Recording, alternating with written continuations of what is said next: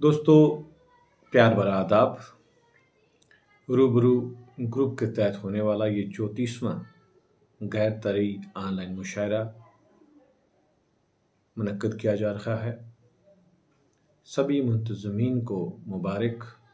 फ़रहतुल्लाह खान साहब, हाजी इस्माइल साहब और बेशुमार दुआएं। सदर महफ़िल की इजाज़त के साथ गज़ल का मतला पेश खिदमत है। देखिए जी मतला। बता सकता है बस तू ही खुदाया राज पानी का। बता सकता है बस तू ही खुदाया राज पानी का। तेरे बिन तो नहीं कोई रहा दमसाज पानी का। तेरे बिन तो नहीं कोई रहा दमसाज पानी का। ये पानी सरहदों की कैद से आज़ाद है मौला। ये पानी सरहदों की कैद से आज़ाद है मौला। हमें भी दीजिए एक दिन यही एजाज पानी का। हमें भी दीजिए एक दिन यही एजाज पानी का। ये पानी पानियों से मिलके तो यकजान होता है। बतौर खास शेर देखिए। ये पानी पानियों से मिलके तो यकजान होता है।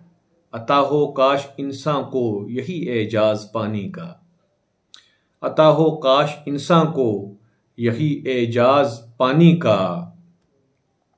और शेर देखिए जी, गज़ल का शेर हुआ है कि किसी की शबनमी आंखों से हमने आज जाना है।